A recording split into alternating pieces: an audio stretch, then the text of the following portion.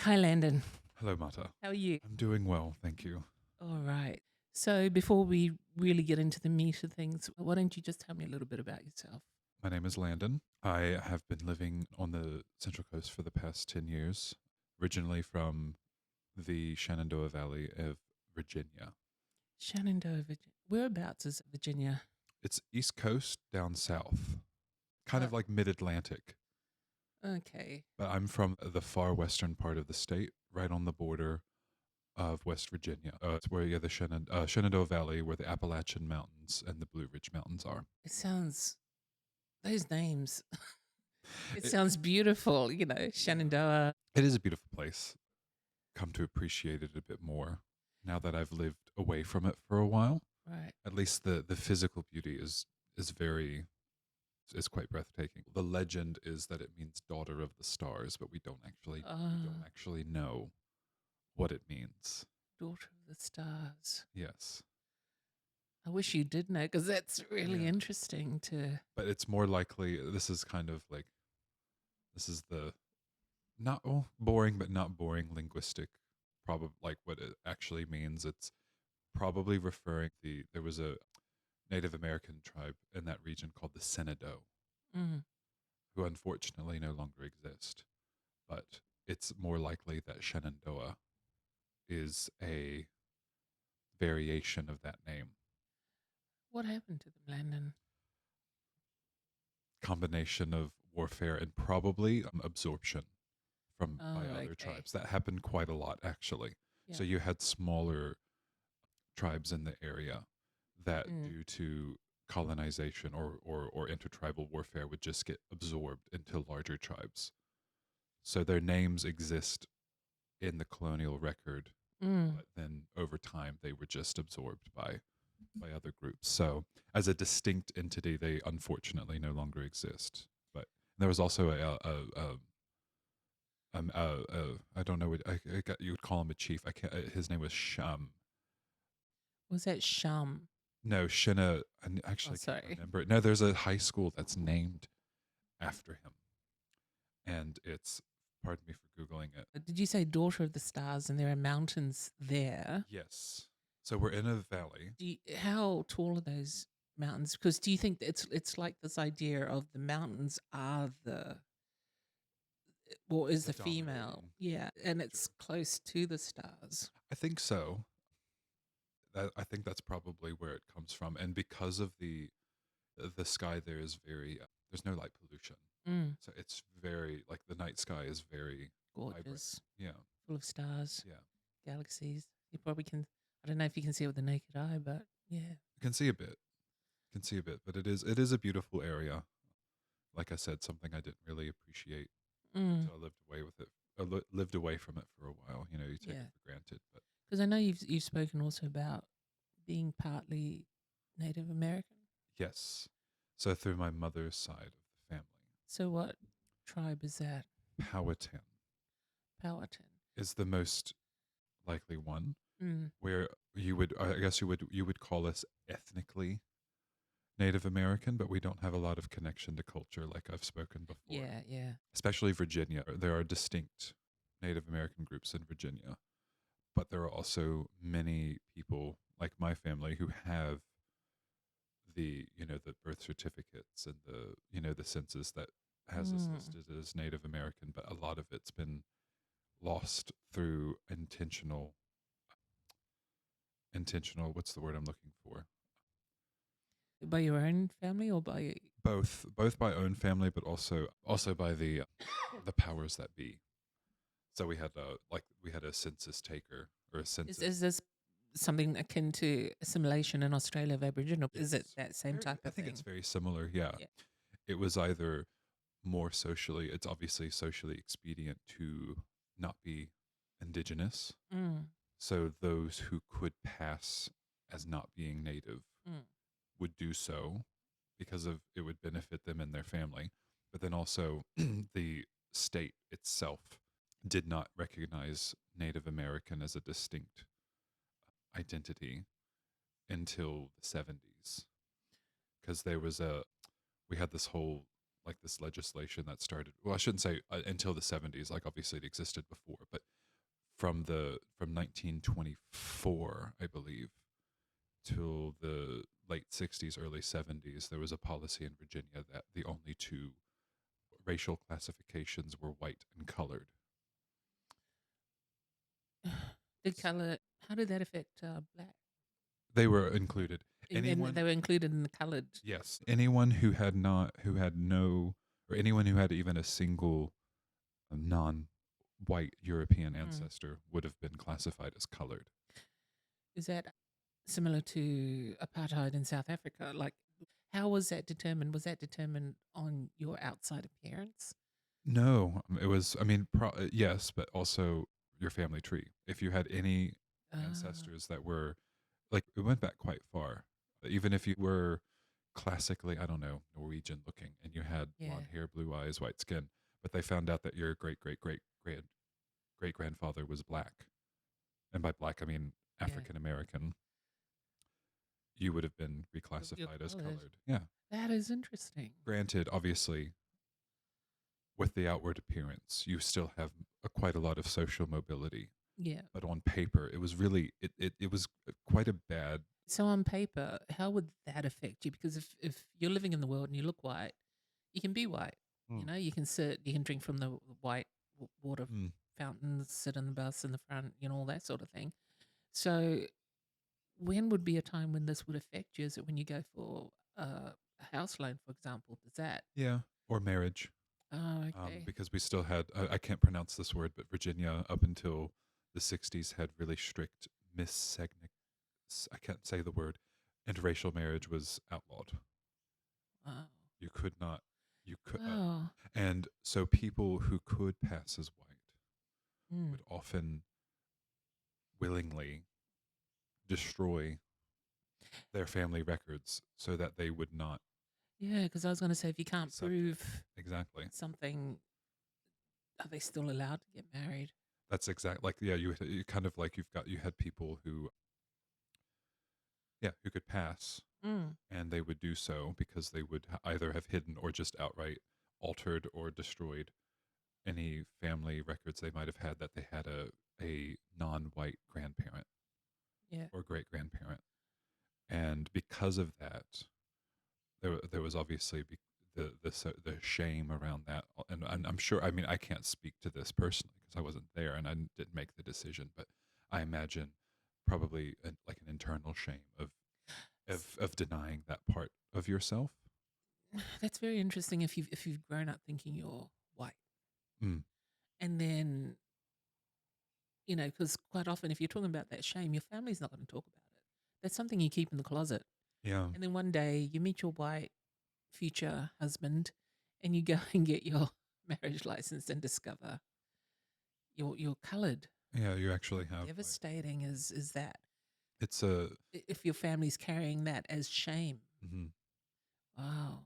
And it manifested. I mean, at least personally, and this is something like she was still alive when I was born. My great grandmother, who unfortunately the story is very unclear with her still. My family has tried to get the truth behind it. She had a deep seated shame around it. And I remember like hearing stories like when my mom was a child and Mm. my aunts and uncles would go to her house. She always carried, like my mom said, she always seemed to carry this burden with her. And she wasn't a happy woman. Uh, And 'Cause I was going to say, how did that manifest? How was? she was very quiet. She just was not happy. My mom said that she doesn't really remember seeing her smile too much. Like she was loving, but Mm. like there was just this kind of, I guess, a wall. And on the more extreme side, my uncle, my oldest uncle, who back when he was in his 20s, I think he really tried to get to the bottom Mm. of this, especially like particulars with like native identity and cultural identity. She chased him out of the house. Really? She reacted so negatively that he told me, this is what he relayed to me, that she said, if this is what you're here to talk about, because he went over one Yeah. day with like a notepad because he was going to question her and ask her, Mm. she said, well, if this is what you've come over to talk about, you need to leave. How do you feel about that? Not It's very not sad. like, do you want to? I would love to know. and connect with it I would and love to, and a lot of my family members would. yeah. Most of them, at least all of the ones that I still speak to, they would love to know. But What would be the benefit of that for you, for yourself, I think and probably your identity? probably community, Right. and it would be really, like I said, ethnically, we would consider ourselves Native American, but we don't have that connection to culture, You which would be know, really nice to have. I think so because you told me a story once. Um, when I look at you, bearing in mind I know nothing about um, American, what do you call it, peoples, Hmm. original peoples. So because I'm not around it, I don't recognize physically the look of what a Native American would look like, even with you know other being partly or for example, I can recognize Polynesians Hmm. no matter if their parents are white or they're sometimes a few generations removed. I recognize them. Yeah. So when I look at you, you don't. To me, I can't tell Hmm. whether you're Native American or not, or partly, or anything. But you told me one time you were standing in line. Was it at the airport or something? And Oh, you remember this story? Yeah. yes, I I was in see. Texas. So I'm quite surprised that. I was in Yeah, tell Texas. us that story. Yeah, no, it was just like a throwaway thing. But I was in Texas. I was at one a layover going back to Virginia, and it was actually these two guys. And I mean, I don't know how relevant it is, but I just remember that there was one white guy and one black guy, Mm. and I just overhear them say, "Oh, we got wind in his hair getting on the plane today," and I don't know. I mean, they could just be referencing my long hair, but that particular name, Yeah, I'm like, they were referencing, of course, yeah. Wind in his hair from Dances with Wolves, who I look nothing alike. Mm. Mm. I don't look anything like him. So But they for clearly anyone that's listening, how tall are you? 6'4". 6'4". And when I met you, your hair was much longer Yeah. than it is now. Now it's down past your shoulders. Mm. Then it was almost to your waist Yeah, it was when I met you. close to the small of my back. Yeah. And yeah, they obviously recognize something. Mm. I've met I have met other Native Americans in the States and they recognize it, Mm. even though it's very removed. Like, and I'd make no, like, what's the word? Like, I try not to be like a spokesperson or anything for that reason, because I'm like, Yeah. yeah, I'm not enrolled with any tribe or anything like that. We just have what are, like, I think I've told you this before, the like the oldest record that we have of this, Mm. and this is something that my aunt found, was that he would have been my third great grandfather, I believe. So he would have been Caroline, who was the great great grandmother I was referring to. It was her father. Mm. Yeah, it was her father who he was born in the 18, because he was quite old when she was born. I mean, but in those days, I think it was normal for like 60, 70-year-old men to still have kids. But Mm. my aunt found it's from the public library, which is the benefit, I guess, of public records. So some of them are still pretty Yeah. Yeah. stringent. She found him, and his name was Adam, Mm. and maybe changed to Adam. We don't know, but the term, the wording in this document, it was kind of like a, I don't want to call it an invoice, but it kind of read as an invoice that he was bound into the service of this man called John Hess for the work of tanning, which would indicate either indentured servitude Yeah. or slavery. Okay. And So he was referred to as just a colored boy. wow. Yeah. And it's very, yeah, it's It's yeah, certainly interesting and something that you're probably going to be interested in, or your family going to be interested in. mm, it opened up questions like, oh, this is interesting. Yeah. Very sad, but interesting. Like I said, Mm. when clarification was like sought by my uncle from my great great grandmother, she was not having it. And Wow. So there is that, like, yeah. And it's I've talked about it before with my partner Dylan and with my mom and stuff too. Like I'm like, I don't actually know. I sometimes wonder if it's something that we'll actually ever know. Like it's a Yeah. sad, sobering thought, but sometimes I think the the the the work is just so final that I'm like wondering if it is actually something. I've just had a thought in that I was talking to someone the other day who said that things being written down on paper are stronger or more valid, for want of a better word, because I can't think of it right now, is better for history keeping than oral histories. But with what you just mentioned, if your people had, and they might do, I don't know, had a tradition of oral histories, you could probably get that story if it, you know, If yeah, if there's anyone existed. around who remembers, Yeah, so this is really. that's just it. It's this is I'm so- this But the thing is, with oral histories, you pass it down. exactly. So there would be, should, if you have it, there would be. But after saying that, my people have uh, who were traditional oral, history keepers, no longer have that. Mm. So, It's a similar thing. We've had like here in Australia, we have a history of removal of children direct, like mm, the mm, state intentionally mm, taking steps to disrupt mm, cultural continuity because obviously the goal was assimilation, full yeah, assimilation. like I've studied this a little bit. So my thinking about that is during those times when they were doing this, they actually thought they were doing a good thing, Yes. because of that popular idea that native Australians were dying out. So the way to you know save them was by assimilating them Mm.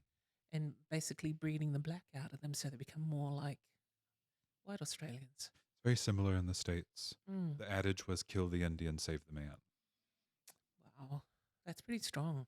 That's a pretty stark one, but that was the slogan, for lack of a better word. It was, yeah, kill the Indian, save the man, because same thing, they saw Native Americans as this anachronistic Mm. group that had no place in the modern world, and rather than outright, I mean, at that point, outright genocide had kind of fallen out of favor. So this Yeah, more quote unquote sophisticated approach yeah. of eugenics became popular, and like, well, let's just breed them Can we out. talk about the reservations a little bit? Like, Yeah, I can talk a uh, bit about what little bit I do know. Yeah. yeah, because I'm not entirely sure of how that works. Like now, was it pretty much like in Australia here, where they uh, tried to put Aboriginal, you know, what was it?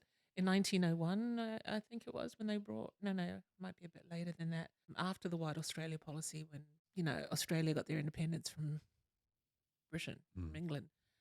And oh, I'm not having cohesive thoughts here. When they tried to put Aboriginal people onto reservations, for want of a better word, Mm. but they put, Missions. yes, Yeah. but they put Aboriginals from different nations or tribes Oh, okay. and put them all in one place, and they weren't the same people, Yeah. but they sort of lumped them all together. Did they ever Okay. do that in America? Not so much. I don't. At least from what I know, reservations were negotiated through treaties. Oh, okay.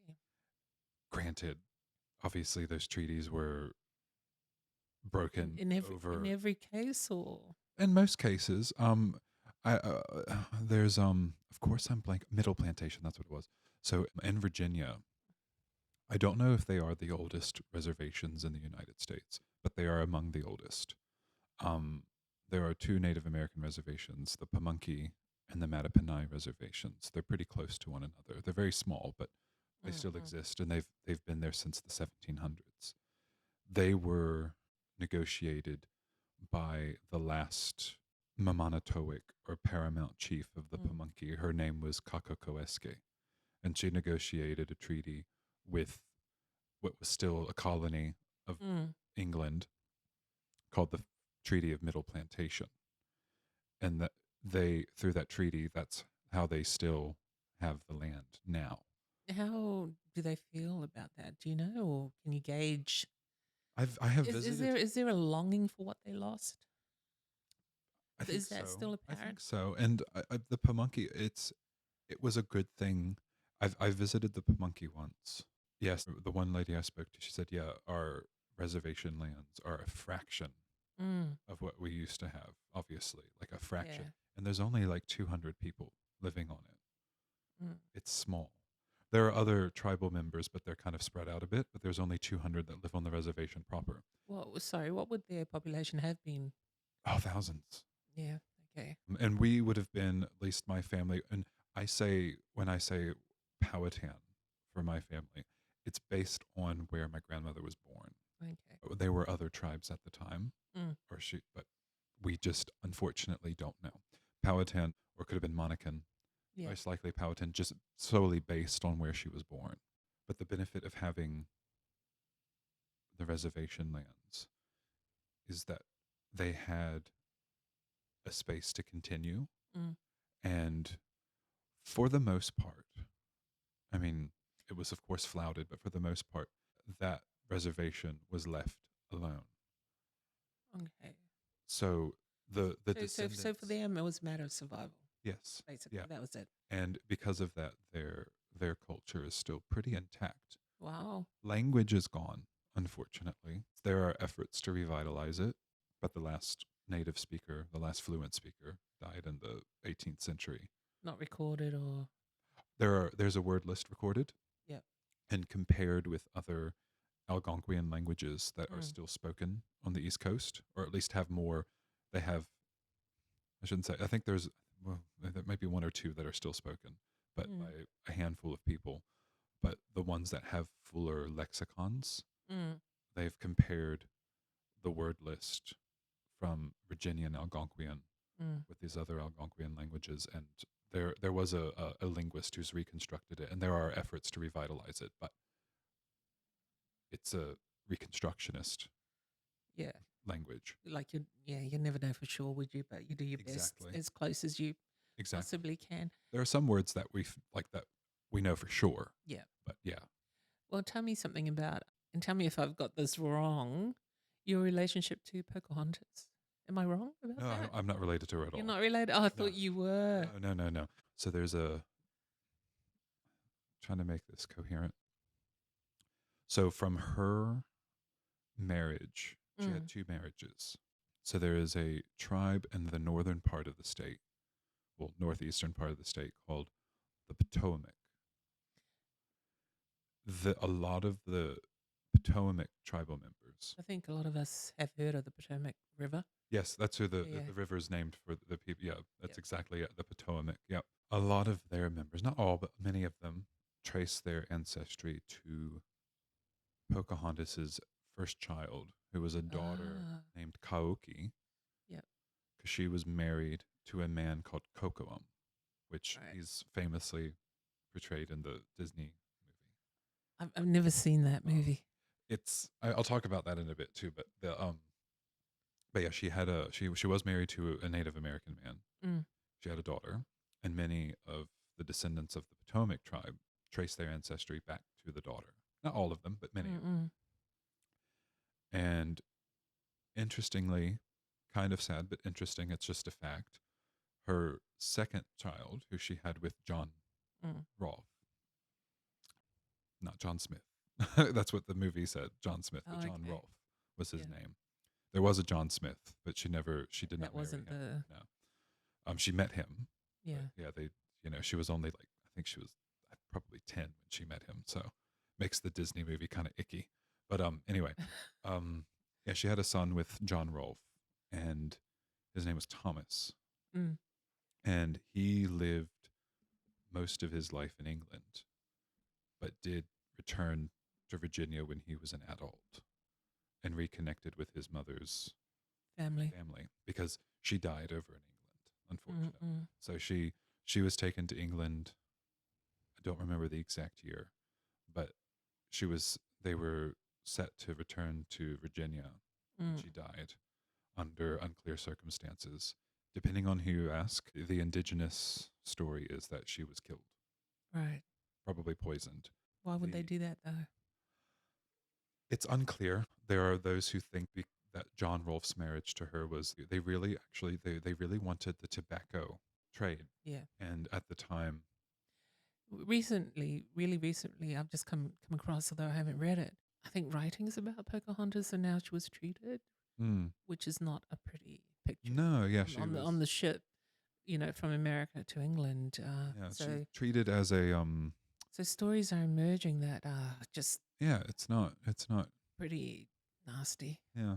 She's considered the first murdered and missing Indigenous woman. Oh, I've had people actually in Australia. I've had a few people think, "Oh, is she considered like a traitor?" oh. Yeah, I'm like, I don't understand how they came to that conclusion because she married a white man. Well, the popular story is she fell in love. They loved each Yeah, other, and it was very Disney-like and romantic. and And maybe that's there that's was an that's the element, but picture. probably not. She was young. She was only a teenager. So I don't really. It's again, it's one of those things that the marriage to John Rolfe was most likely Well, a political thing. the story that I just read really briefly can't verify if it's true or not, or anything like that. Is that when they were on the ship sailing, that her husband, considering she was the only woman on ship, I don't know if that's true Oh, either. I think yeah, I can Yeah, I see this where is this is going. going. Yeah. Allowed the men to go into a room with her every half hour. So I don't know. I have to look into. I've not Like I said, encountered I this. can't. It's just, you know, It's just horrifying. something that I just, wouldn't be surprised. something that just passed my eyes like that, woof, really Ooh. quickly. But I didn't read it thoroughly or check its, Mm. check its I'll veracity. have to look into it. Yeah, I do know that in recent years, with the the tribes in Virginia today Mm, who are related to her, they're being more vocal about their history of it. yeah, And ownership. which is yeah, they're taking back ownership of their own history because many of them are directly related to her. They're either Mm, they're her great great great great however many great grandchild. What about her son? He did return to Virginia when he was an adult and reconnected with. At that time, her father had passed, but he reconnected with his uncle, mm, or Pocahontas's uncle. But he married a non-indigenous woman and had children. okay, yeah. So there are also many Virginians. Actually, I can't remember which president it was. I think it was, is it Eisenhower's wife? One of the first ladies of the U.S. She was a descendant Descendant. from Pocahontas, but through her son. Right. And as far as I know, and I could be mistaken on this, none of her descendants through her son have indigenous status. Wow. Because usually back in the day, it was on condition of the mother, which he Ah, so I got you. Yeah, yeah. Thomas would have been considered Native American because his Yeah. mother was Native American. Yeah. I don't understand what changed or what has happened over the centuries because I mean this is 1600s. This is a long time ago. Mm, Um, mm. so I don't really know Why? the particulars as to why Yeah. he wasn't considered or why his children weren't. Well, actually, no. That I just answered my own question because I think back then, yeah, it would have. Because you couldn't, there's no DNA testing. No, there's no DNA testing, and his wife was white, Yeah. so the children would not have been considered. Yeah. At least traditionally, would not have been considered Native American. Suppose, That would yeah. change now. Yeah. That's really it's still very much a matriarchal.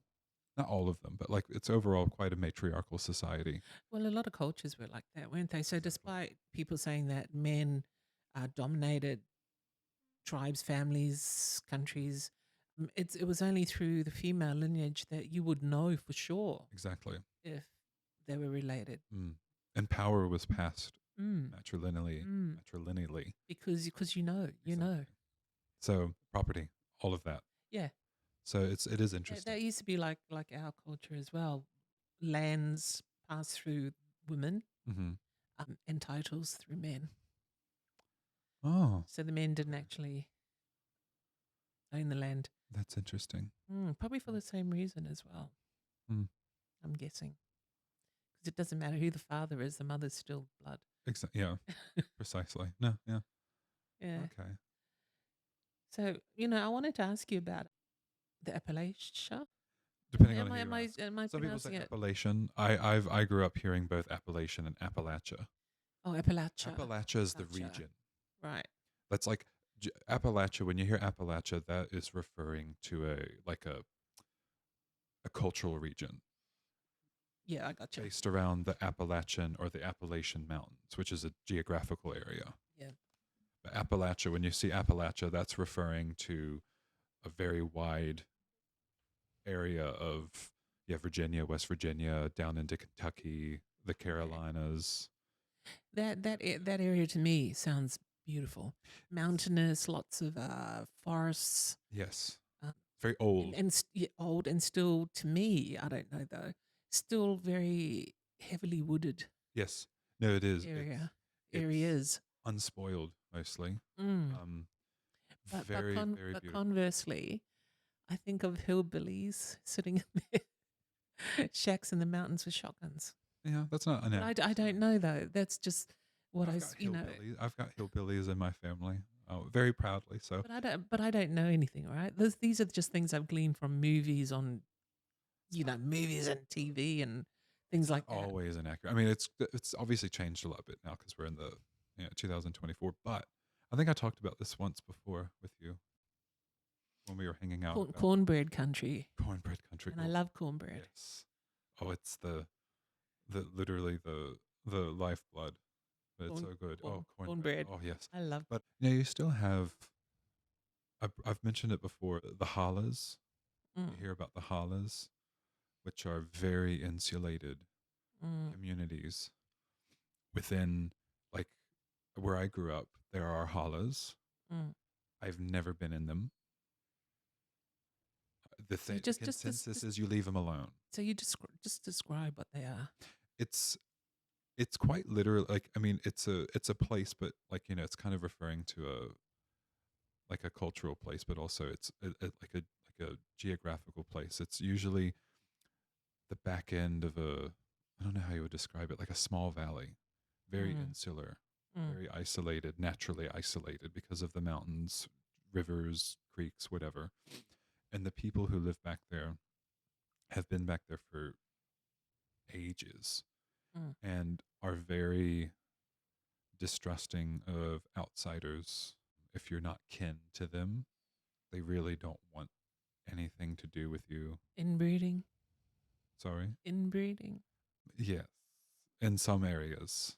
I can't remember the name of the family. There's actually a documentary about the most inbred Yeah, family in the US, and they're from one of these hollers. right.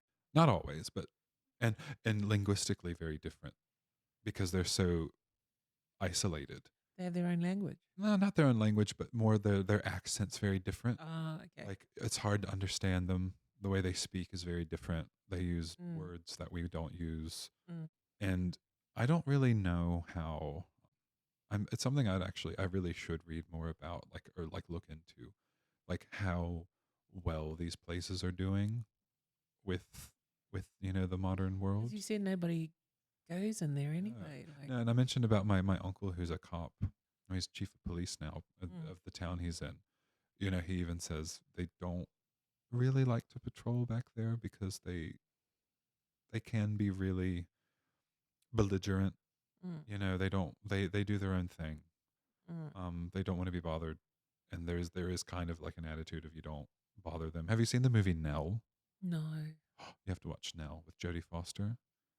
Oh no, I have I. You know Kind of the rings a bell. Do you remember she's the Oh, she's by herself and she. yeah, and she has her own Yes, I have language. seen it. Yeah, yeah. Yeah, It's quite a while it's ago. kind of like that.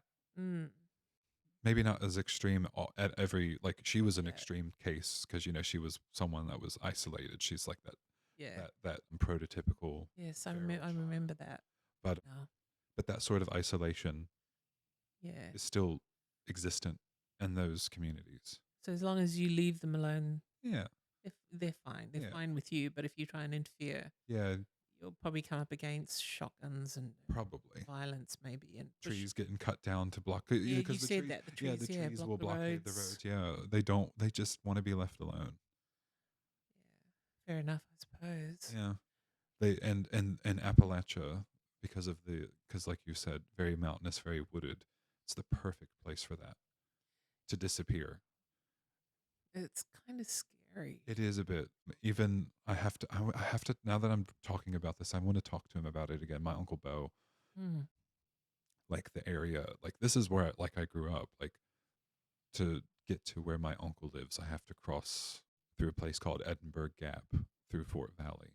It's very beautiful. Very again, it's one of these really heavily wooded mountainous areas, and they are. He's like, yeah, they because he's chief of police. You know, they know they have to know these things, but they know of at least one or two people who just live out in the woods, like kind of like wild, Like like they're just these wild, loners or yeah, like they by choice, like they're like wild wild, men, yeah, kind of like these wild mountain men. usually not women. No, yeah, and they just, yeah, he's like, Yeah. we know of them, and they're usually they don't stay in one place. They kind of move around a bit, Yeah. but yeah, you just they know of their existence. I think they might. Obviously, I think they'll do welfare checks, but not really anything beyond that.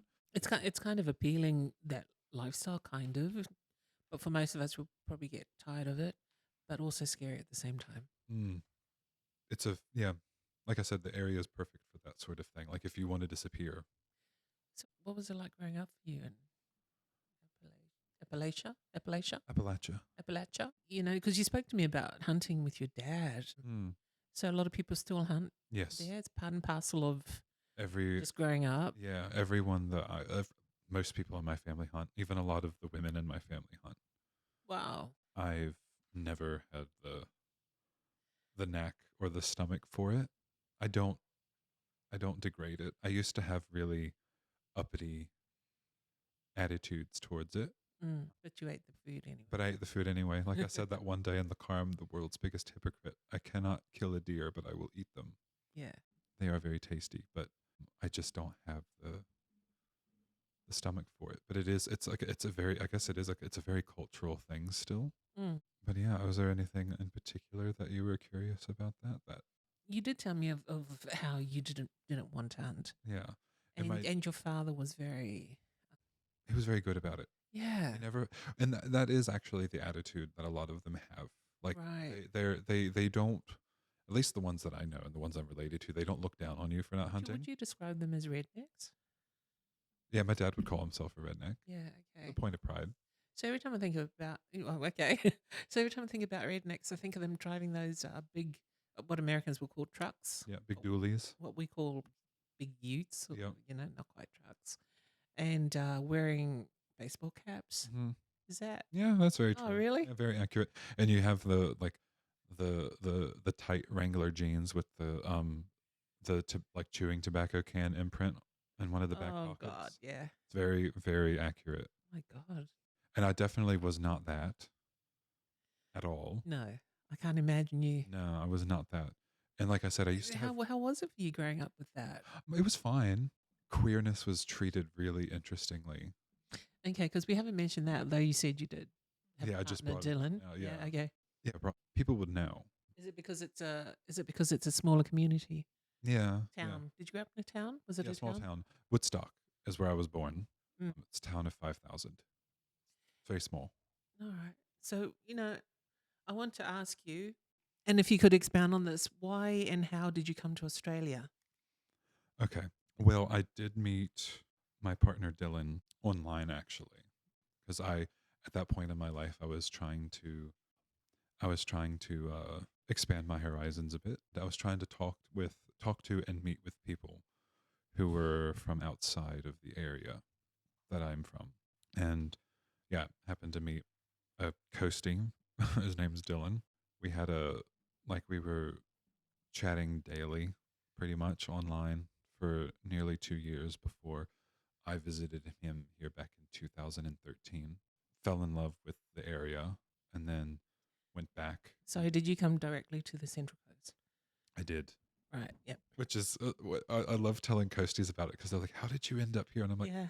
I was like, "Well, my partner's a coastie, so but yeah, no, I came directly to the coast, and then yeah, that was 2013 when I first visited him in person, and then I was 22, yeah, 22, and then I at that point in my life I really needed to get out of the region that I'm from. Why, you just had enough. It's Yeah, time to. I don't want to sound like disrespectful or ungrateful for where I grew up because, like I said, I have a newfound appreciation for it. Mm, But I felt like at that point in my life, I had outgrown it. yeah. Is Um, that the first time you left the country or left your oh, area or? no, I've traveled like before then. I had traveled. I had a taste for it. I was very fortunate to travel to Europe a couple of Mm, times, or specifically France and Italy. I had been to the Bahamas and Jamaica, places like that. But and I kind of chafed with the too much of the hometown feel that comes with living in an area like that. And my theory is that it's because it's a valley. You are literally in like a bowl. all right, I understand that. Now, a lot of people have that same thing with suburbia. You know, when they grow up in suburbia and Yeah. they need to break out. And I And there's also, and there's also that thing with island fever, I suppose, when you're mm, on a small island and you know, you just have to yeah, you've got to break free. You've got to, exactly. yeah. And I was at that point it was like a I mean not to get like too dark and depressing, but I was not mentally well at that point in my life. Mm, mm. And it was either I get out or I become some sort of Wasn't that a big chance for you though oh yeah. I remember the to first time move? I think I told you I don't know if I've told you the story when I first visited Dylan. Mm, At that point, we had only spoken online. Like we had talked on camera and stuff, so we had like we knew it wasn't like we have only sent each other photos. yeah. Like we had seen each other through camera, talked in real time. We knew that each other existed. But I got to Sydney and I couldn't find him. It was only like 10 minutes, Yeah. but I immediately went to Bit panicky. I've been catfished. Oh, Like he didn't actually show up. Like, oh and I yeah. started to kind of panic, and I thought, oh no, like I'm gonna have to call the consulate. They're gonna have to get me back to America. Blah blah blah. But then he showed up, and it was fine. It's Yeah. all great and dandy. But and I probably and it's funny. I think about it now. I don't think I would have. I wouldn't have done it now at my age. Now, I think at 22 there was more of like I had a much more cavalier attitude with it, and I was just like, whatever. I think I'd be too afraid to do anything like that now. To be honest, I think if it Yeah. was going to happen, I needed to do it then, or it wouldn't have happened. Oh look, when I left New Zealand, I came to Australia with $400. That was it. Nothing else. So there's something to be said for being younger And not and thinking about it too much. yeah, You're like, it'll work. It'll work out. something Granted, you know. I was very privileged.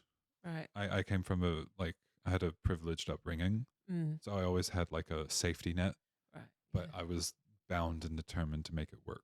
But you know though, the way you grew up and it can tend to stifle you. Mm. You know, because you're safe, because everything's there. So I think it takes a lot of character to break that. Push through because it's Yeah. something uncomfortable. Yeah. I mean, just to pepper in a spiritual term, and I don't want to zigzag too much, but there's a Tibetan term called tulshuk, Mm, which has become like a really big part of my own life, but it's referring to encountering old habits of being. mm, And even though it frightens you, you break through yeah. to push through on into new modes of being or living your life in a different way. Yeah. I like that because sometimes those habits that we have, those old habits, are quite bad. And Yeah. they need to be cut through. Yeah. And if I But, decided to stay in Appalachia, mm, it wouldn't have happened. but you know, people feel comfortable in those being that way as Yeah. well. And I don't get it. Not in a like I don't want to disrespect them, but I don't understand. I've never understood that. Mm, I find it very claustrophobic. yeah. Limiting. Mm. But they're comfortable with it, so I can't really say anything because they're happy Yeah. and maybe Content. I would say. content. Like there's that one song, "This Is My Town," that country song. I don't know if you've heard it, but Oh, I there's think that line. it was really popular just a little while ago. Yeah, Yeah, yeah, and then he's like, and the line goes, and I'll come back to settle down. It's where they'll yeah, put me in the ground. I'm like, that's horrifying. yeah, What? Staying in the same place your entire life? yeah. Anyway, I digress. So okay, No, my family won't listen to this. and I love them all. And the off chance that they do hear it, I love you, but I couldn't do it. I couldn't do it. Okay, I'm going to ask you, Hmm. what did you think of the Central Coast? It's very monocultural. Okay. When I first moved here, it was very Explain that then. um, So, what year? 2013? Did you 2013 is come yeah. straight here in Oh, 2013? 2014 is when I moved here 2014? permanently. Okay. I was only here for a month in 2013. I really didn't get to see that much of it. Mm, I stayed mostly in well, Dylan at that time was living in Point Claire, so I was mostly there. yeah. We made day trips and stuff around, but nothing, I didn't really go that far out. But yeah, 2014 is when I moved here. And I remember asking, like, and I'm not saying it is a bad thing, it's just an observation. Mm. Like, everyone, it was the first place I've ever been where, like, literally everyone was white. It was quite shocking. I remember asking Dylan, I said, where are the black people? Are there Latinos? Are there like what like everyone? And he's like, no. He's like, it's the And more importantly, where are the Aboriginals? yeah. And I think actually, I remember he was confused. He's like, when you say black people, do you mean Africans or Aboriginal people? And I said, I guess either. And then, but then, yeah, I at that point I hadn't thought too much about it. And then I was like, Mm. yeah, exactly. Well, where are the people? Like, whose land am I on? When I yeah, Who's like, I get you. When I arrived in Australia, this was 1987. Mm, I wondered, and I was hanging around King's Cross, Darlinghurst, Bondi, all those areas around there. I was wondering where all the Aboriginal people were mm, because I expected them to be everywhere. And I had the same thing. Like, where are they? But when I moved to the Central Coast, it was for me also the first time living amongst a lot of white Australians because of the places where I was living in Sydney. It was more multicultural. yeah, no, Yeah, and then up here was quite shocking. yeah. And what was jarring too for me was not jarring, but it was funny to me because yeah, where are the Aboriginal people? Mm. Because all of the names, we have so many more place names here that are Aboriginal than we do in the States. So Yeah, I'm like, yeah, why am I'm in Tuggerawong yeah, and everyone's white. yeah, I'm in Woy Woy. yeah, And it was, but then I met them when I went to uni, which was nice. yeah. I got to meet, But still not a large representation of no. And I feel like I know it's small things, but I really love seeing the signs that came up to say that you're on dark and junk country and things like that. right. I know they're small things, and I know some people I know people got kind of pissed off about it, but I really Yeah. appreciate it, because that's something we don't have in the States. Really, Really. it's very sequestered. Yeah, that kind of thing. I mean, I was here before they put signs like that Yeah. or acknowledge those sorts of things. So those are pretty recent Mm. things. And I'm thinking back in the US, there's still potential for that, Mm. perhaps. Maybe. There's I guess there's always a potential, but I feel like it's becoming more and more unlikely Mm, at the moment. I think it's political climate, things like that. yeah. People are more worried about, I think, other things Other things, yeah. than that. Yeah. But if you go back to Virginia, you'll ask someone whose land are you on, they're not going to know. Right. Yeah. They'll have no idea. You know, one of the things I missed when I came up here to Central Coast was food. Like, Yes. like sushi was one of them. Mm. There was nowhere here that sold sushi. Mm. And now look at us. Look where we are now. Got a few.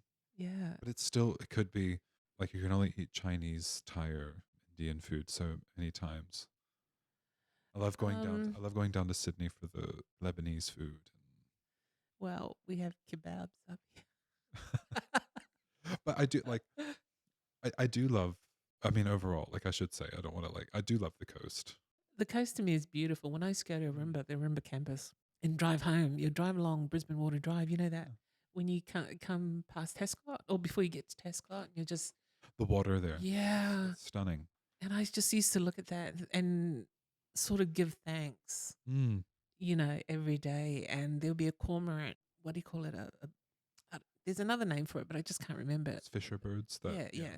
And there used to be a stick sticking out of the water, and it always used to be there drying itself Mhm. when I drove past. I know exactly where at those rocks there. Yeah. Because when we lived there and we would drive into Wei Wei, we would always see the one out sunning his wings. Yeah. That Love that him. that wood has disappeared now, so you don't see him anymore or her. But it was just gorgeous, Mm. absolutely beautiful, beautiful, beautiful place. S- Central Coast. I was like you. There wasn't a lot happening. It was beautiful. There used to be on the peninsula 2 black men only, and because there were only 2, you knew who they were. They stuck out, and people would quite often confuse them. Apparently, Oh. one was married, one was not, and people used to tell. I had a friend whose sister was married to one. Would quite often tell her that they saw her husband flirting with other women, and that got the wrong guy. Yeah. So that was interesting times. I'm glad it's changing. It is changing a bit. Yeah. Yeah. 10 years. I can't believe it's already been 10 years that I've been here. And I Yes. feel like it's definitely changed quite a bit from when I Yeah. first moved here. Well, for instance, when I first moved here, I encountered a couple of other Americans, but that was it. Yeah. And then now I see How them how is it almost how is it for you being an American on the coast? meeting other Americans or just in No, general. just in general, like especially being treated. Uh, Like you just treated a certain way by. Some I've had a few weird people. Yeah. Most people are really positive about it. Or they kind of joke and like, oh, I'm sure you're glad you're here now, haha. And it's, yeah. But yeah. No, everyone's been really lovely. You haven't had any weird Oh no, stories or. I've had a few, like, I've had a few people who I could tell they did not like Americans, Mm. and they did not, they kind of made me feel like they did not approve of me being here. And but it's like, whatever. That's not really up for you. That's not your decision. But that was only, like, I can honestly count on one hand. It's very, very rare. Do you find people on the Central Coast more, or Australians, and let's differentiate people on the Central Coast, open-minded, welcoming, hospitable? Yeah, I think so. I think at least there's more of I don't know, because so many of the coasties that I'm meeting now have only they're recently here. Like they're Oh new, right, they're yeah. new transplants, Okay. so they're already pretty open minded. I don't know. When I moved to the Central Coast, it was Mm. 1997, and I had my little baby and would walk Mm. to the shops and back to the shopping centre. And it would be about a 10-minute walk. But when my child was learning to walk, it became a half-hour walk, because I stop and look at stones and pick up all sorts of things on the road and, just marvel at the world. And I met a lot of Australians, older Central Coast people that had been living here for a while, and they were phenomenally very giving and warm and welcoming. And I think sometime later, that's when you came with the other new Australians that had moved in. But what I had was an older population. All these people were older, so Mm. they were really old. They'll be long gone by now. And I was forever grateful for them, just from walk from the house to Mm. the shopping center, and you meet all these beautiful, warm people, but they were of an older generation. So, Yeah, I think I've met maybe not as many older people, but the ones I have met, they're very curious. mm, mm. Because I think I mean, look, I only moved here in 2013 or 2014. That wasn't that long ago. But at least I was the only, foreign person living on my street. So Oh, really? my neighbors were like, "Oh, this is very interesting. What brought you here? Where are you from?" They were genuinely interested Yeah. in knowing why I decided to come here. About where I grew up. Like, I've had people ask me very specific questions about where I grew up, how I grew up. Um, Even though it's just American, it's Oh, you were living with Dylan. Was the nosy neighbor across the road one of those yeah. people? Tom, bless him, He's so lovely. I he's mean, sweet. but He was very nosy. yeah. He had funny yeah. He was, I don't know, funny quirks that Dylan just said. Oh, Don't mind him. it's a coasty thing. Don't It's a mind that coasty thing. peeping Tom. It's okay. Yeah. And no, no, he's lovely. But I've like I only had a few. Like there was, and I'll just briefly mention it. There was like one instance where I had someone have a really negative reaction to me being American, and it was at a like an open job interview, Mm. or what's the word? A group interview. That's All the right. word. Yeah. And I think I might have told you about this, but I won't be specific. But it was at a group interview, and I was sitting next to this lady who was probably in her 40s, late 40s, Mm. and she's like, she's like, oh, that's an interesting accent. Where are you from? And I said, oh, I'm from the U.S. Oh, whereabouts? I'm from this place called Mm. Virginia. And I said, oh, have you? But then the way that the conversation or the questions was going, how it was going, I did ask her. I was very innocuous. I was like, oh, have you ever been? Mm. Mm. Have you ever been to the States?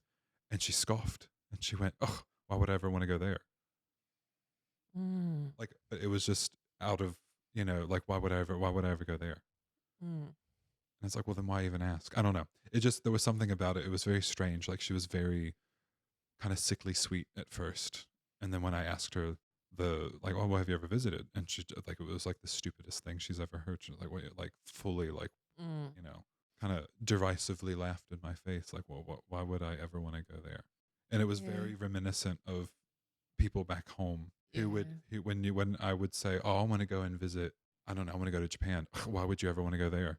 Mm. Like it Mm. was very much the same Yeah. attitude, but in a different place where they have, yeah, I don't know. Happens everywhere, doesn't it? It does. It does. It's not unique. But there's one thing I wanted to ask you in relation to being Native American. Is there a cohesiveness in the US with, or recognition rather? Like if you were going somewhere to another part of the country and you saw another Native American, do you recognize each other? And do you have like a brother sister relationship?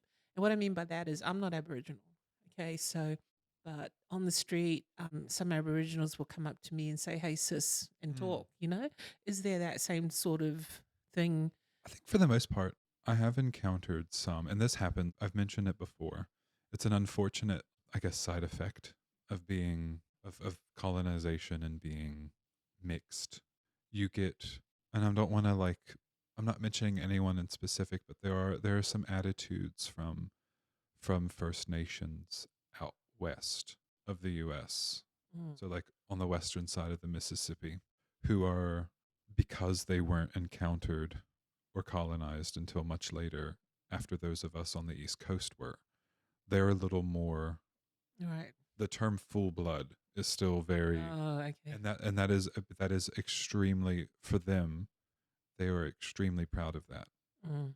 There's nothing wrong with it, but because of it, Mm. those of us who are mixed, they kind of see us like we're just mongrels, Yeah. and oh, you're not really native because you're mixed, and it's like, yeah, we're mixed, and that does happen. Not so much with the younger, Mm. like people in my generation, they get it. They're more aware Mm. of being more or Well, they don't need to hold on to they that. don't need to hold on to it, and they're trying to decolonize it.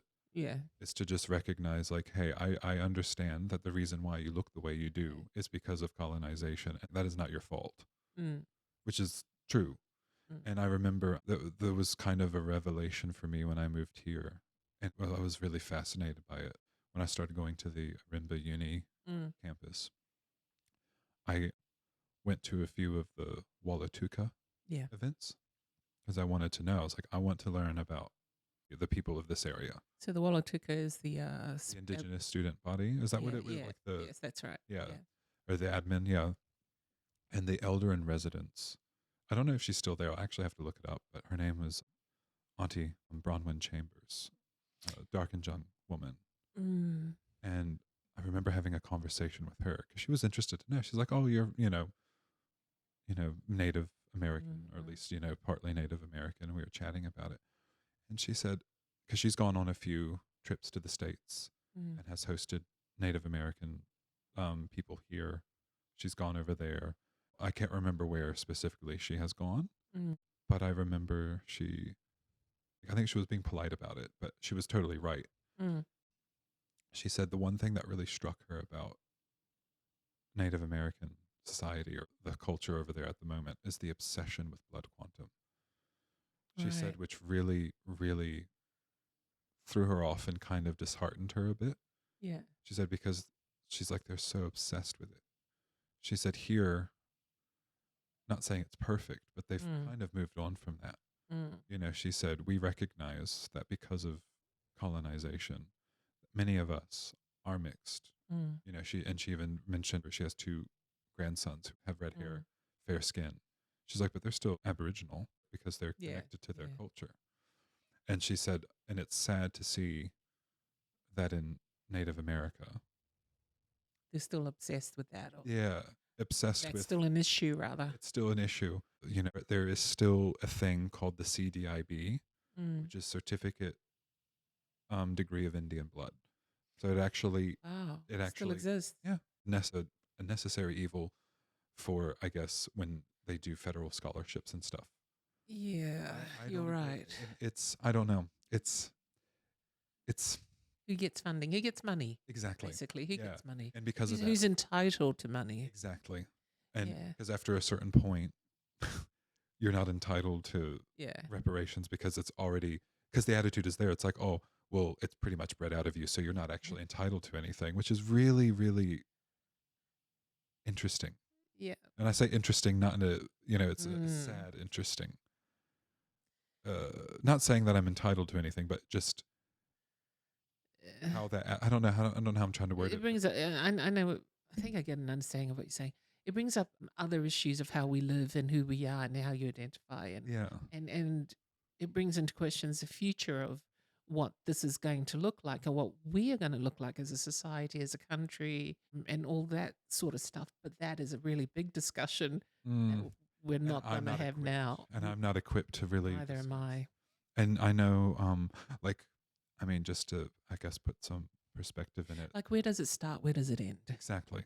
Where does it end? Because the unfortunate reality is that there aren't many. There, I think the population, last I checked, there are about 6 million Mm. Native Americans in the States.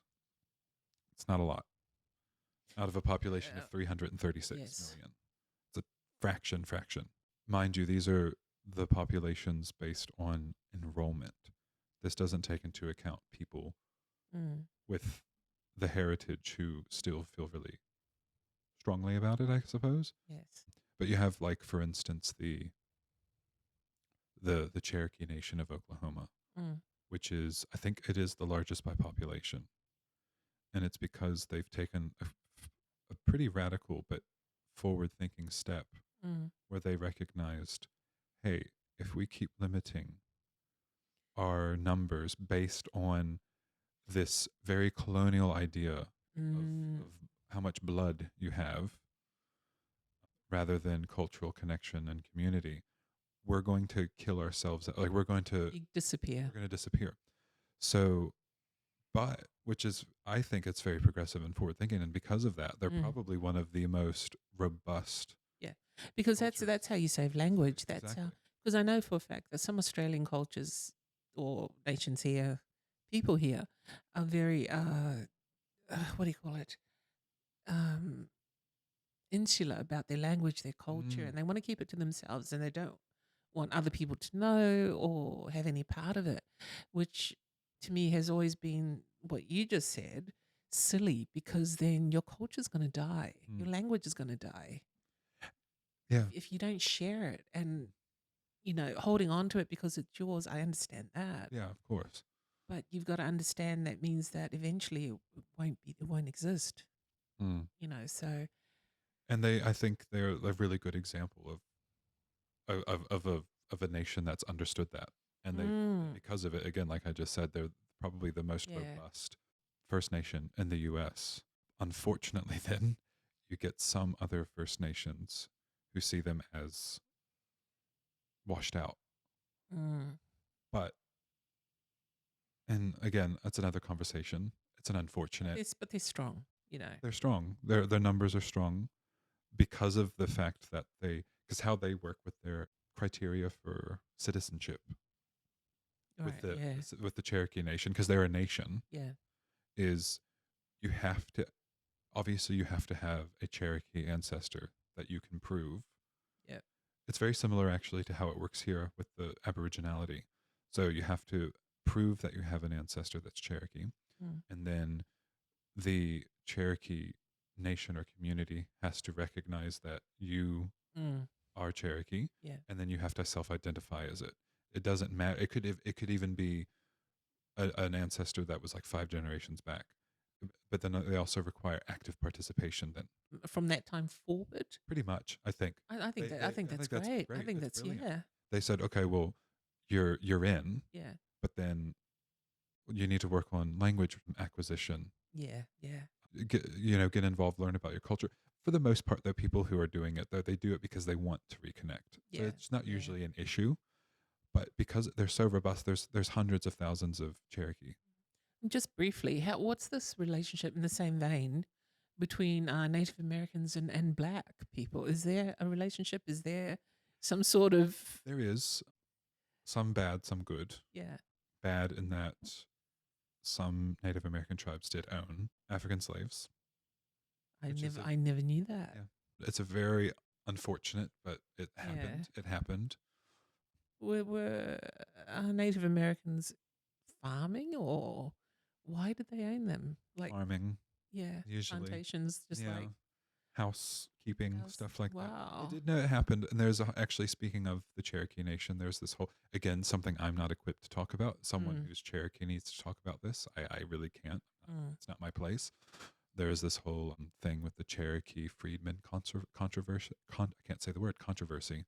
So when the Cherokee were forced out west, they had slaves that mm, came with them. mm. Those slaves were eventually emancipated and were part of the Cherokee Yeah, nation. yeah. But then there were some, and this was modern, there were some citizenship issues that occurred because there was a new, I guess, way of thinking of, well, they're not actually Cherokee because they're not ethnically Cherokee, even Yeah. though they had participated in the culture at that point. Again, like I said, this is something I can't really This talk is so about. complicated It's very complicated, but no, there is like because I also know that I heard, and again, I'm no expert, I could be wrong, that there were Black slave owners as well. Is that if correct? they were usually because they had a white parent Okay. So that's how that or would they be were a defined? freedman. Yeah. That did happen, but I don't, not to the extent that obviously, Mm, mm. those were exceptional cases, Yeah. and that's not something I'm too familiar with. Me either. So, But then on the other, like going back with the relationship between Black Americans and Native Americans, yeah. there is still a good one because of the history of being, having the proverbial boot. There's a lot of solidarity there, Yeah. and there was a lot of That's the word I was looking for. Solidarity, and a is lot of there? marriage between The Black two. Americans and Native Americans, and Right. that's another interesting thing about, though, unfortunately, with identity and genetic makeup and everything, because you'll have someone like me who's, I do have a Black ancestor, but Mm. it's quite long ago, but Yeah. I look more white Yeah. and Native. Is that more accepted, being Yes. more white than being Yeah. Black? Yeah. And Yeah. then those who are Black and Native Yeah. are not as accepted. Yeah. People will just say, "Oh, you're just It Black." seems that And seems to that's happen in a lot of cultures, a lot of countries, and it seems to stem from that colonialist mm, idea that and you just you you, anti-Blackness. you want yeah, and you want to emulate your overlords, Yep, and your overlords, look this way. with eugenics, Hmm. especially, that Black is at the bottom of this superiority rung And it's ladder. horrific, and that's still not been properly addressed in the United Yeah. States, which is why I think it's an underpinning of why we have so many problems socially over there, Mm. because the United States cannot admit their own sins, and you can't get to a point of Right. You're making me understand American culture a bit more, where it seems, after speaking to you, that was really fractured, mm, absolutely fractured, and it hasn't been properly. put together. No, I think it might sound dramatic, but and like, this isn't an original idea. This is something I've Mm. read from other, like, historians and social theorists and things like that. They basically, the United States, at least specifically the white South has Mm. never gotten over the Civil War and the fact Oh, yeah, I've heard that. that I've heard that they that as well. lost Yeah. and that they deserved to lose. I have an ancestor who fought in the Civil War. They thought they They deserved to lose, or no, they didn't deserve they to don't lose? understand that they deserved to lose. Oh, Like I'm going to still. be really Yeah. I'm going to be very orthodox on this. Yeah. That you'll hear people from the South talk about things like, and this is a big thing in Appalachia too. Another thing why I was kind of chafing the lost cause fallacy, where they Mm. tried to it was like a PR campaign to rebrand the Civil War as this like the South trying to preserve this very beautiful and Way of um, life. way of life. They romanticized Oh, the like pre-war the big South. white house with Yeah, the Southern Belle and exactly. The Southern yeah. Belles, the Southern aristocracy, Yeah. when really it was a horrific place if you Mm. weren't white.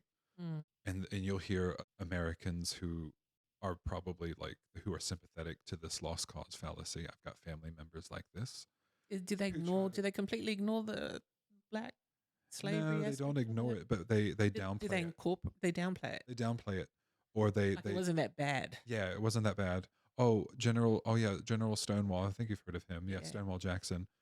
Oh yeah, he was a slave owner, but he taught them to read. I was gonna say we And I'm like, we gave them a better life. yeah, which is I'm They're like, better. Look where they are now. yeah, They've got, they're living in America, land of freedom. it's not the win that they think it is. Yeah, It's yeah, very naive yeah, and it's quite ignorant, willfully yeah. ignorant.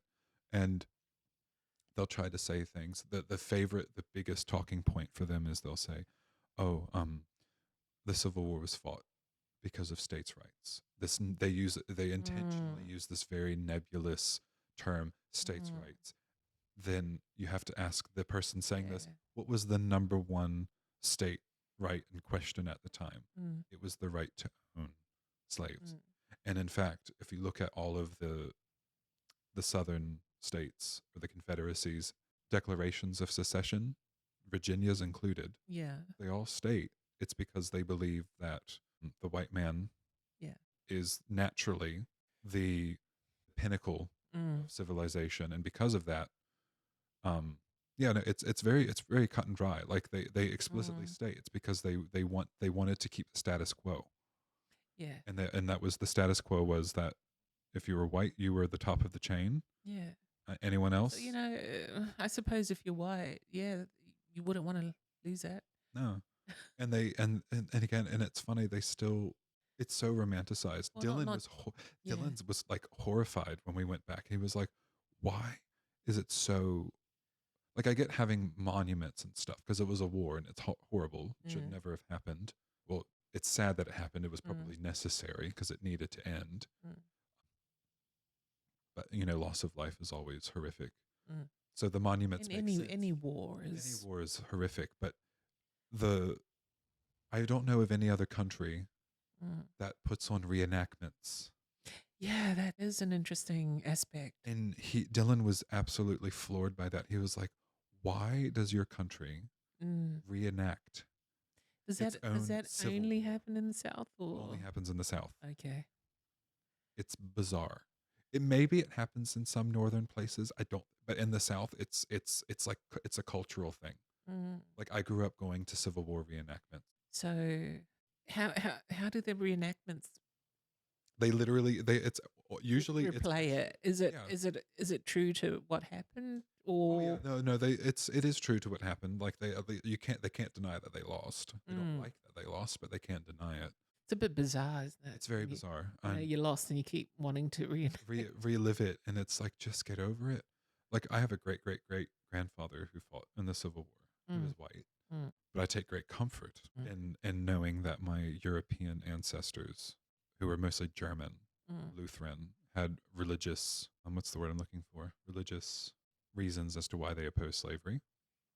Okay. So they themselves never owned slaves. Mm, They probably had really awful and racist attitudes, mm, mm. but as far as the institution of slavery, they never participated in it. So that's comforting. But I still had a grandfather that participated, but he was conscripted.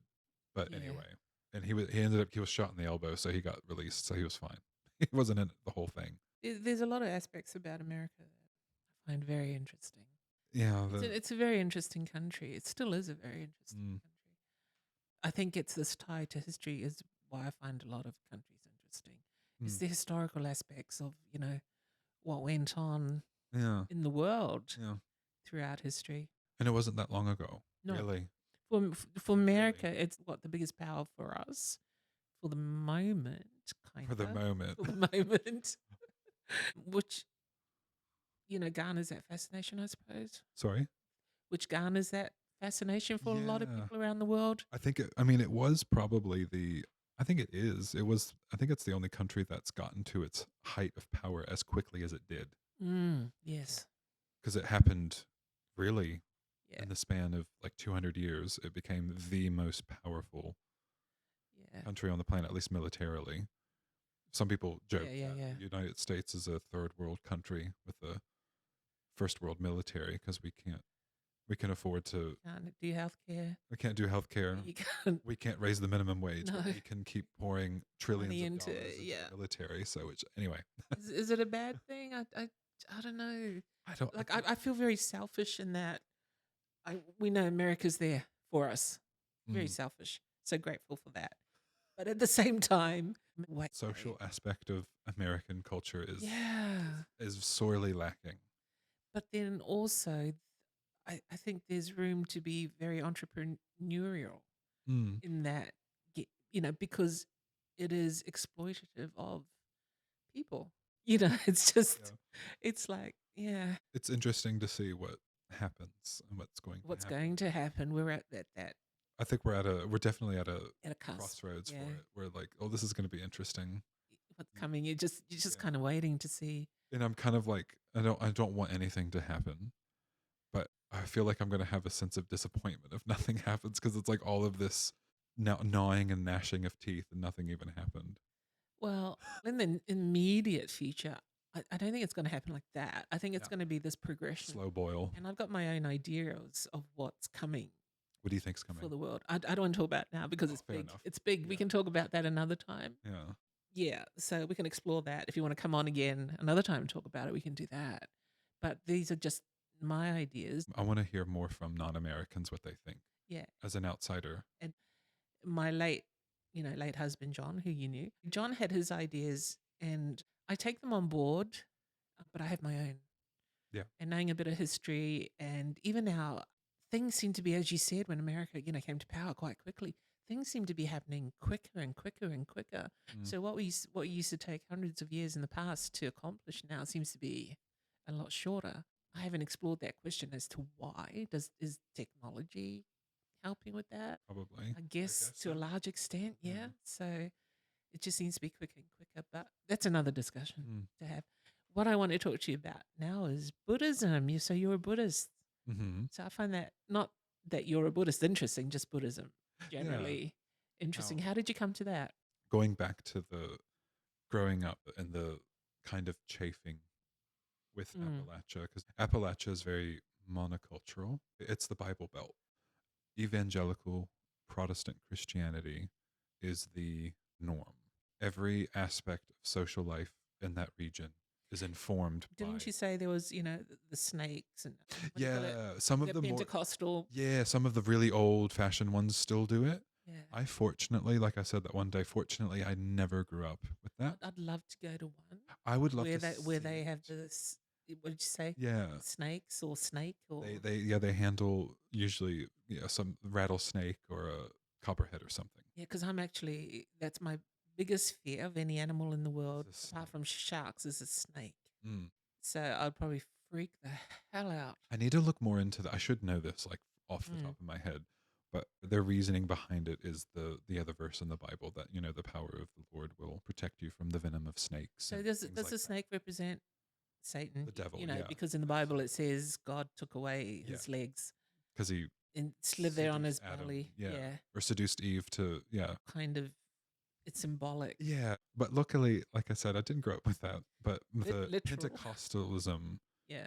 is, like I said, every aspect of social life in Mm. where I'm from. Right. It is centered around church and the community. That's one thing that as I've gotten older and a bit more forgiving in my attitudes towards it. I've come to appreciate it. That's one thing I think they do well, Mm. is they have a really good sense of community.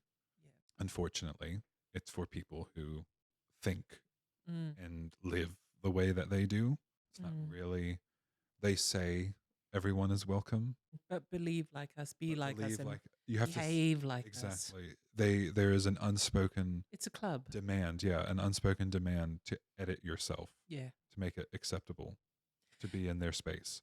And I've always chafed with that. And because Mm. obviously like I grew up, like I was definitely a queer kid. Mm. Mm. I No was never, doubts about it. yeah, it was never going to work. Yeah. It was never going to work. Like it just, it's intrinsic, not intrinsic. Oh, yeah, it kind of is, unfortunately, intrinsically incompatible Mm. with that. Which brings a great question. And John and I used to discuss this sometimes. Queer people Mm, wanting to belong to a club that excludes them. yeah, I don't have any answers for that because I have other I don't know why. I have no I idea. have other queer friends who still are very Christian, which Mm. is fair. And I mean, look, I kind of do understand because I've asked them. I'm like, how do you belong to a Mm. faith or a religion that doesn't want anything to do with you, or that sees us as the personification of Mm. evil? Like they Yeah. truly think that we're the reason why the Yeah. moral fabric of society is falling apart. Yeah. And they've all told me the same thing, and I get it. They said, oh, that's the people. Jesus, God, doesn't have a problem with it, or that God's bigger than that. Mm. On an intellectual level, I understand that. Mm. I don't, it's never gelled with me. But really, it is a club with Mm, these set of rules it is. and beliefs And you can't, that says you're bad. yeah, you can't get around it. The Bible does say that it's quote unquote sinful, Mm. and that you shouldn't be like that, Mm. which is why I had to leave because I grew up in the Pentecostal. Well, they say it's funny. My family will say non-denominational, but it's Pentecostal. Very, it's a very charismatic. It's part of the charismatic evangelical movement. So Mm. very, it's quite ecstatic. The worship services, like Mm. people speak in tongues. Oh, They, like the spirits coming into you, and yeah, you're filled with the Spirit. yeah, Then the Spirit, like, lays hands on you. You start speaking in tongues. You yeah, convulse. You're having, yeah. it's kind of bacchanalic almost without the alcohol, like this kind of like religious fervor. It's really, All the sex. or the sex. Yeah, Yeah. it's just very, yeah, it's interesting. So how did you get to To Buddhism, Buddhism? I started exploring because I knew quite early that I was gay, Mm. and for years grappled with trying to make that work with my Christian upbringing, Mm. and it just didn't. Mm. I came out on the other end of it, and I'm like, it just doesn't. It's not going to work. It's incompatible. Yeah. Oil and water, and at that point as well, I started to not really believe so much In a God, in religion, in God. in the I like Bible. Jesus. Bible, probably. I like Jesus. You like the stories. Yeah, I Everyone like likes the stories in the Bible, don't they? great. Yeah. I really like Jesus. I have great admiration for Jesus. I do believe he was a real person. I don't believe he was the son of God or anything like that. Mm. I'm not an atheist, Mm. but I don't know who or what God is. It's not relevant to my practice. It's not relevant to Mm. Buddhism. I know that the Abrahamic God, this is might be controversial, but I do not see that entity as a deity that's worthy Of being of worshipped. because of Mm. the horrific things that have happened under Yeah. his watch. So I started to I was quite young still. Like I think being gay, you have an inbuilt introspection that a lot of people don't have Okay. because you have to grapple with the feelings that are coming up, and there's absolutely no support for you. Mm. None. At least when I was young. There is more now. It's really comforting to see. Yeah. But when I was, I mean, I'm still young. I'm only Probably in the 30, place you where I grew grew up as well. absolutely no support. Maybe if you were in California, Los Angeles, it would be Might have very been different. Yeah. San Francisco, New York, Yeah. Yeah. it would have been very different. But where I was from, absolutely nothing. I knew no other gay people. All of the media that I had consumed up until that point, there was no gay representation, no Mm, queer representation. It was always just cis heteronormative people. That mm, was it, mm. which is funny. And this is a little tangent. You know, the people who say we shouldn't be having gay media because it's going to cause kids to be gay. This is a big conversation that's going on in America with like, No, I'm just thinking about recently how there's this conversation about trans and gay and all this sort of it's stuff, going to right? influence them. Which is fine. And what you say about people saying that it's going to influence what children? Yeah. Yeah, But and then okay. I grew up But with the opposite. a lot of us and a lot of younger generation, I don't know about you because I don't know, memory doesn't last very long. And as soon as you have a group born at a certain time, everything that's gone on before is virtually forgotten. Mm, Here during the 80s, 90s, we had gay programs on TV. mm. There was an American one also. I can't remember what it's called. It was quite risque. It showed two women naked in the bath. It Oh, showed tits. It showed men in a disco picking up each other and having gays, having sex in the toilets and special rooms and things like that. It was all part of this. So I find that these programs and things like that were around more back in those decades, even the 70s, than they are now when there's a lot of chat, a lot of talk, a lot of, clutching of pearls. People are really like, yeah. But back then they were on television. We're not talking about that's fortunate. cable or anything like that. And they were a big accepted part of, oh, yeah. Well, we've changed a lot then. I certainly wasn't exposed to that. I never had any of that. Granted, because of my upbringing, I was super sheltered and was super Mm, restricted in what I couldn't even yeah, read Harry yeah. Potter. Because of all the magic Yeah, because and that's the devil. yeah. Star Wars was a hard pill for my family to swallow because I'm a huge Star Wars fan. And I remember, Is it this idea that there's only humans ever, everywhere? I guess I mean, it really is just as simple as I think if they didn't think it was in the Bible, Yeah. then it was not worth But there were studying. aliens in the Bible. There were angels. This is heresy. There were This is heresy, Mata.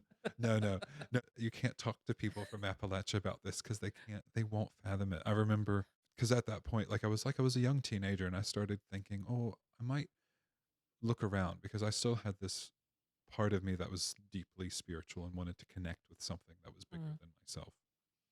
And I started like looking around, trying different religions and stuff. And mm. I remember I read about, I think I was like 13 or 14 when I first found out about Lilith, you know, Oh yeah, yeah, Adam's first wife. yeah. And I brought this up to my grandparents.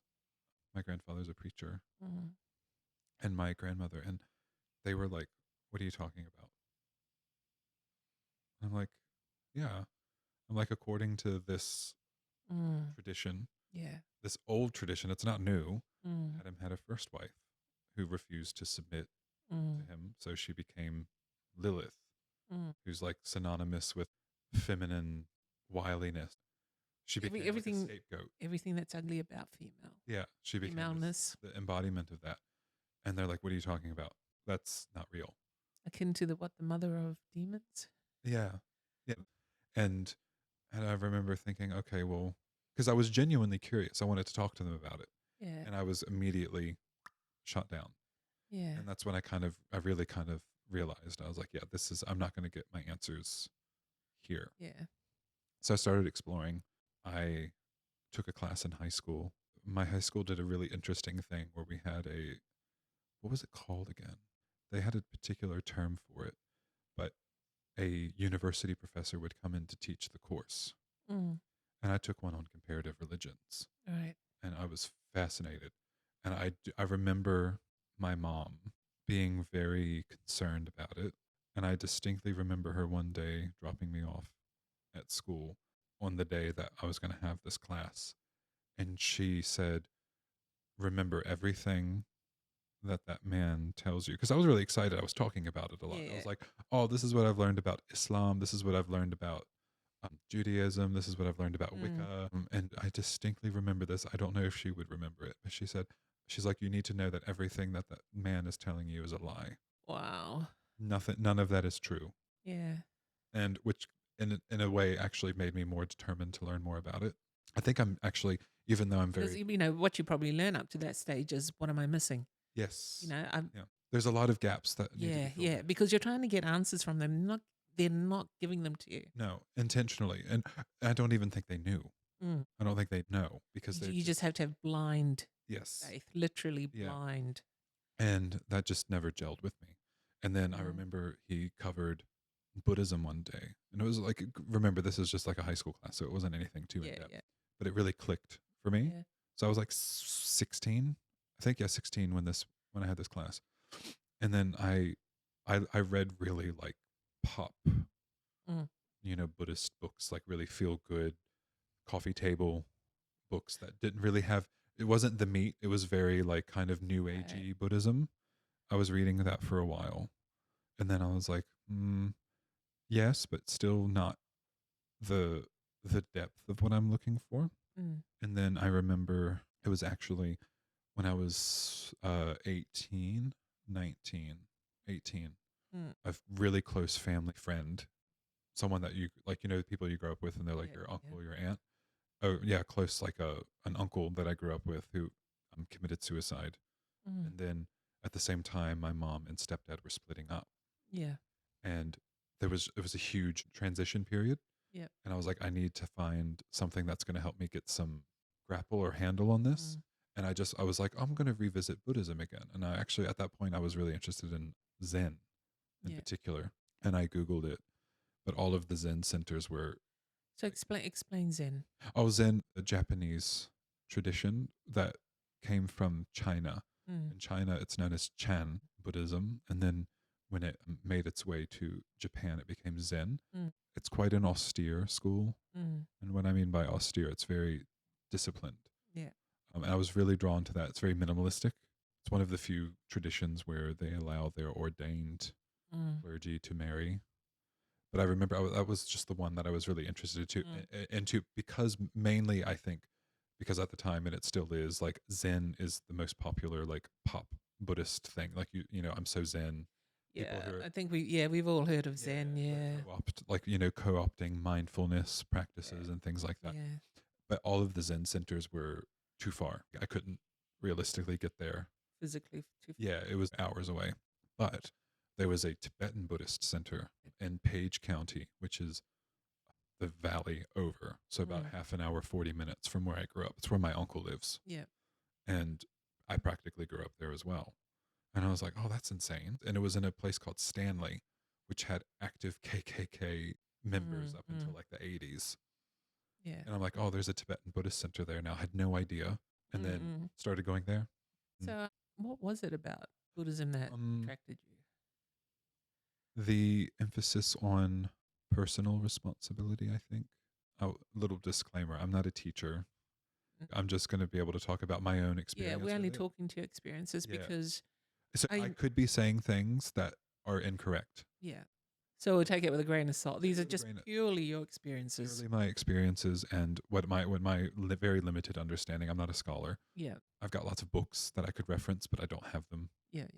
But the fact that the Buddha was a man who attained this very, very, very high level of realization, kind of like a not godlike, but would we say enlightenment? And yeah, he was enlightened. Bodhi is the Sanskrit word for it, but so he was human, but had reached a state that made him a little bit more than human, and that this level of being or this state of being is accessible to everyone. It's not ordained, like you're not predetermined to have it. Someone wanted me to ask this question: how Buddhism views homosexuality. It's not a problem. It's nothing at all. No. If there are some Buddhist places that are not very gay friendly, but that's the culture. Right. There's nothing in Buddhism itself that is anti-gay or anti-transgender or anything like that. It's a non-issue, which is as it should be. Like it's not even worth discussing because it's why does it matter? Does that make sense? Yeah.